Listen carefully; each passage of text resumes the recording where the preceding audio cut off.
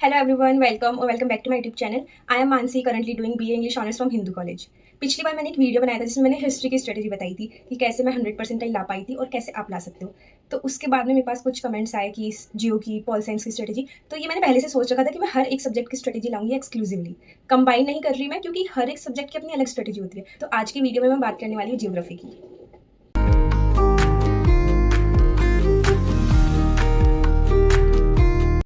तो सबसे पहले जियोग्राफी में मेरे कितने मार्क्स आए थे? मेरे जियोग्राफी में एक क्वेश्चन गलत हो गया था क्योंकि वो आउट ऑफ सिलेबस था और मैंने उस क्वेश्चन को छोड़ने के बजाय उसको अटेम्प्ट करना ज़्यादा ज़रूरी समझा, तो मेरे 5 मार्क्स कटने की जगह 6 मार्क्स कट गए, क्योंकि आपको पता होगा कि एक क्वेश्चन गलत होने पर 1 मार्क्स की नेगेटिव मार्किंग होती है। तो मेरे हिसाब से तो मार्क्स आने चाहिए थे 250 में से 244, बट नॉर्मलाइजेशन जो प्रोसेस होती है उस वजह से मेरे स्कोर 233 हो गया था, मतलब 11 मार्क्स एक्स्ट्रा कट गए थे। नॉर्मलाइजेशन क्या होता है, कैसे मार्क्स कटते हैं, कैसे मार्क्स बढ़ते हैं, उसका भी एक प्रॉपर वीडियो आएगा एग्जाम्स के बाद में।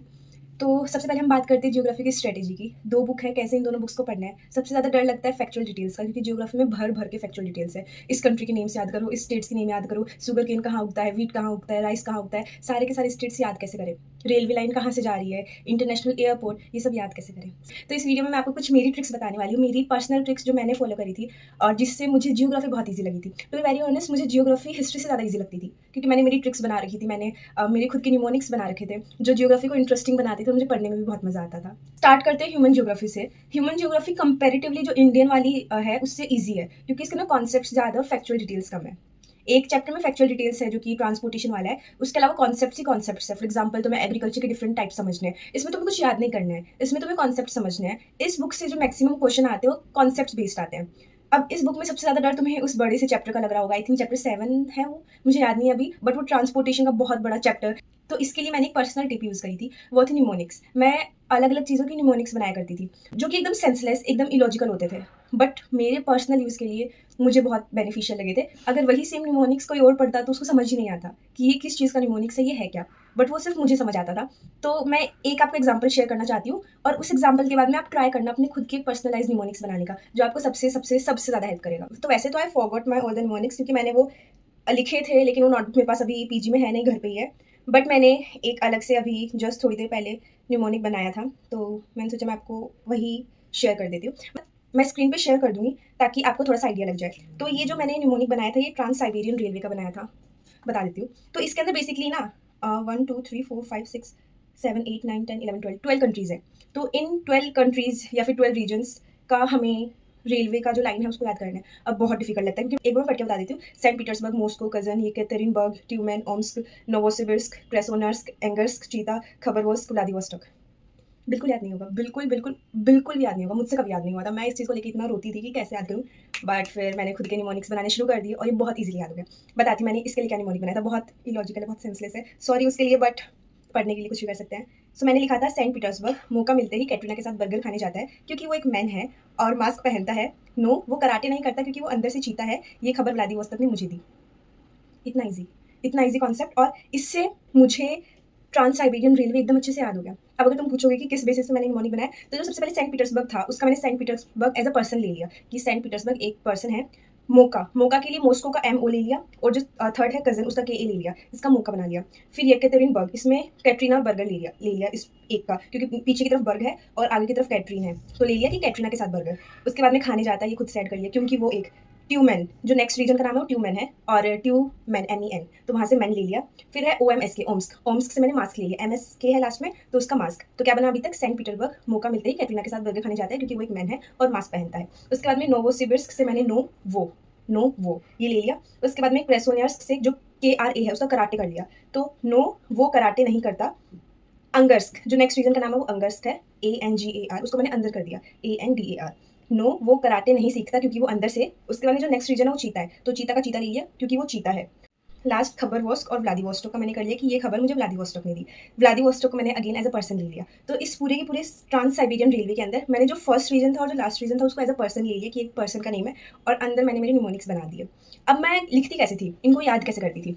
मेरे पास एक पेज था, सिर्फ एक पेज, जिसके आगे और पीछे मैंने सिर्फ इस टाइप के निमोनिक्स लिख रखे थे। देखो, जो हमारी फर्स्ट बुक है उसके अंदर हमें इस टाइप के निमोनिक्स बनाने पड़ते हैं रेलवेज के, और सेकंड बुक्स में तो हमें बनाने पड़ते हैं एग्रीकल्चर, वाटर रिसोर्सेज, सबके अंदर कुछ ना कुछ स्टेट्स के नेम है उनको याद करने के लिए। तो उस एक पेज पे दोनों बुक के न्यूमोनिक्स थे। मैं स्टार्ट कैसे करती थी, फॉर एग्जांपल आज से मैं जियोग्राफी पूरा पढ़ना शुरू कर रही हूँ, फर्स्ट चैप्टर से लेकर लास्ट चैप्टर तक। तो मैं क्या करती थी, लिखती थी चैप्टर 1 उस एक पेज में। पहले मैंने चैप्टर 1 पूरा पढ़ा, कॉन्सेप्ट्स याद करे, हर चीज़ याद कर ली। उसके बाद में मैं देखती थी कि क्या कोई स्टेट या फिर कंट्रीज़ मुझे याद करनी है। अगर करनी है तो उसका एक न्यूमोनिक लिखती थी, नहीं करनी तो क्रॉस लगा देती थी। फिर चैप्टर 2, चैप्टर 3, चैप्टर 4 ऐसे करके बुक 1 कंप्लीट होती थी। फिर बुक 2 के चैप्टर 1, चैप्टर 2 ऐसे करके सिर्फ उस एक सिंगल पेज में मेरे सारे जो फैक्चुअल डिटेल्स थे related to state, related to countries और रीजन्स, वो सिर्फ उस एक पेज में थे। तो जब भी मैं जियोग्राफी की बुक खोलती थी तो मैं फैक्चुअल डिटेल्स के लिए नहीं खोलती थी। मैं इस चीज़ के लिए नहीं खोलती थी कि कौन से स्टेट में क्या है, कौन सी रेलवे लाइन कौन कौन से रीजन से होकर गुजरती है। इसलिए मैं बुक कभी नहीं खोलती थी। मैं बुक सिर्फ कॉन्सेप्ट्स याद करने के लिए खोलती थी। जैसे एग्रीकल्चर कितने टाइप का होता है, ये पर्टिकुलर एग्रीकल्चर किस तरह परफॉर्म किया जाता है, ये सब मैं बुक से पढ़ती थी।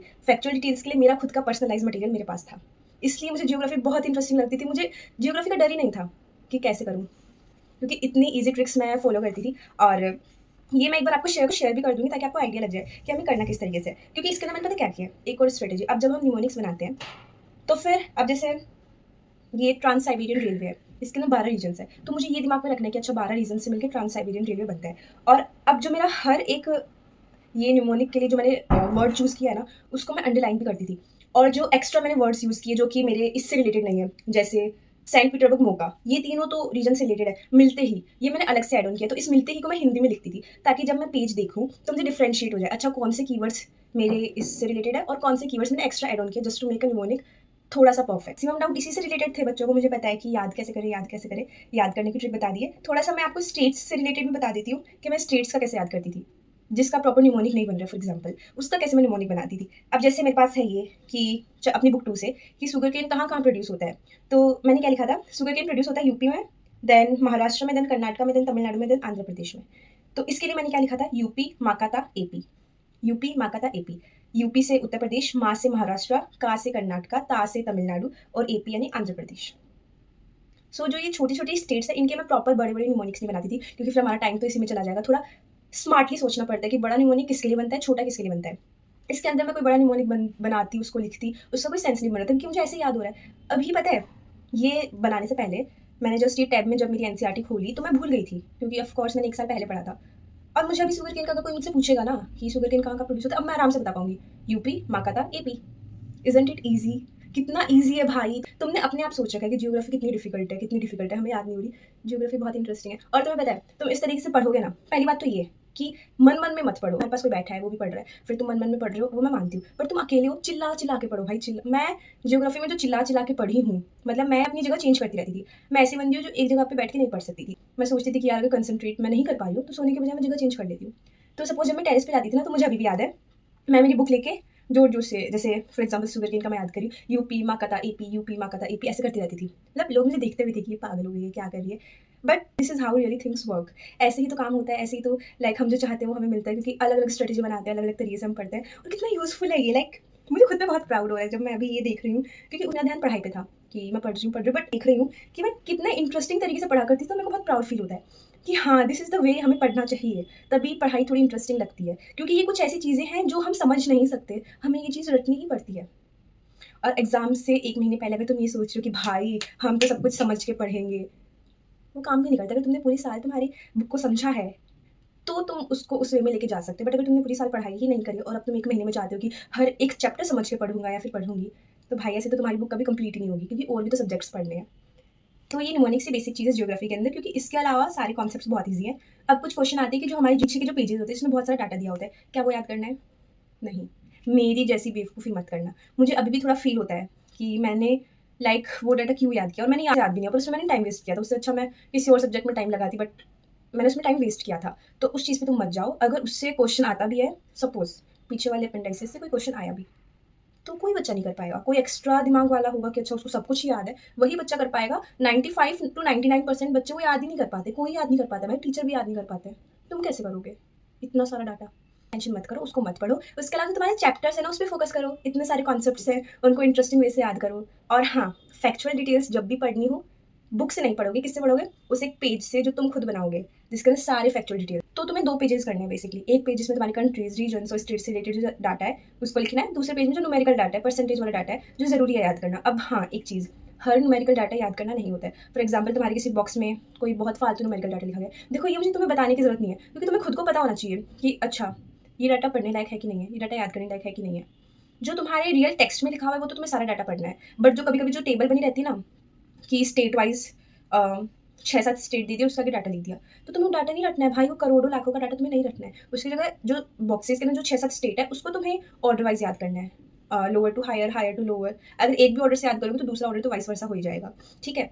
उसके अलावा तो ऐसा मुझे नहीं लगता ज्योग्राफी में कुछ है, बस ये तुम्हें कुछ बेसिक चीज़ें याद रखनी है। ज्योग्राफी बहुत ईज़ी पेपर आएगा and I trust you guys कि अगर इस स्ट्रैटेजी से तुम ज्योग्राफी पढ़ते हो तो जियोग्राफी में तो तुम बहुत अच्छा स्कोर कर पाओ। और एक लास्ट चीज़ जो मैं हमेशा बोलती हूँ, पीवाईक्यूज़ करना, बहुत सारे एमसीक्यूज़ की प्रैक्टिस करना, बहुत सारे, और मॉक्स लगाते रहना। कुछ चैनल्स जो मैंने तुम्हें पर्सनली सजेस्ट किए थे, ट्विन प्रोज ह्यूमैनिटीज़ हो गया, ब्लेड लर्नर ह्यूमैनिटीज़ हो गया, इनसे भी तुम हेल्प ज़रूर लेना। उसके अलावा अपने जो मॉक्स है उसके स्कोर को लेकर टेंशन मत होना, क्योंकि मॉक्स में मेरे भी बहुत गंदे गंदे स्कोर आए थे। हिस्ट्री में कभी मैं मॉक्स में 250/250 लाई नहीं थी, एग्जाम में ले आई। इंग्लिश में कभी 200 अबो गया ही नहीं था। सबसे ज़्यादा हेडेक कि भाई इंग्लिश में 200 अबो ही नहीं जा रहा, एग्जाम में क्या करूँगी, 200 अबो आ गया। देन जियोग्राफी में भी कभी अच्छा स्कोर गया ही नहीं था, कभी तो 190 पे रह जाता था, कभी 170, बट रियल एग्जाम में 233 आ गया। तो मॉक्स में जो स्कोर है उसको लेके बिल्कुल भी डीमोटिवेट मत होना। जो गलती हो रही है उस पर फोकस करना, एनालाइज करना कि गलती कहाँ हो रही है। और कई बार मॉक्स में जो जहाँ से तुम प्रैक्टिस कर रहे हो ना, वहीं आंसर गलत होता है। मतलब तुमने अपनी तरफ से सही किया है और वहाँ पर कभी गलत होता है, तो तुम्हें खुद पे सेल्फ डाउट नहीं करना है कि क्या मैं गलत हूँ। अगर तुम्हें पता है कि इनका आंसर गलत है तो गलत है, क्योंकि भाई बहुत बार ऐसा होता है, मैंने भी बहुत मॉक्स दिए, 5-5, 6-6 आंसर साइट वालों के गलत होते हैं और हमें खुद पे सेल्फ डाउट आने लग जाता है। ऐसा मत करो, तुम एक बार क्रॉस चेक करो, गूगल से क्रॉस चेक करो, बुक से क्रॉस चेक करो, तुम्हें आंसर मिल जाएगा, ठीक है? तुम भी सही हो सकते हो, ज़रूरी नहीं है कि साइट पे जो आंसर है वही सही हो। तो इस चीज़ को लेकर डिमोटिवेट मत होना, ठीक है? बस कुछ छोटी-मोटी टिप्स है जियोग्राफी के लिए, कुछ ज़्यादा नहीं है, कुछ एक्स्ट्रा ऑर्डिनरी टिप्स पहली बात कभी होती ही नहीं है। ये कुछ नॉर्मल टिप्स होती है जो हर एक टॉपर फॉलो करता है, जिसकी वजह से वो अच्छे मार्क्स ले आ पाता है, अपनी ड्रीम कॉलेज पा पाता है। तो तुम्हें भी बस यही टिप्स फॉलो करनी है और तुम्हें भी अपना ड्रीम कॉलेज मिल जाएगा। सो या that's it for today's video. पढ़ते रहो और अगर कोई भी डाउट आता है तो अगेन कमेंट सेक्शन तुम लोग के लिए खुला हुआ है। मुझे बहुत अच्छा लगा जब हिस्ट्री के उस स्ट्रेटेजी वीडियो में मैंने देखा कि बहुत सारे लोगों को हेल्प हुई है। तुम लोगों ने अलग-अलग तुम्हारे डाउट्स भी पूछे हैं, तो अगेन तुम्हें कोई भी डाउट आता है तुम कमेंट सेक्शन में पूछ सकते हो। तो बस तब तक के लिए पढ़ते रहो and stay connected. Bye bye.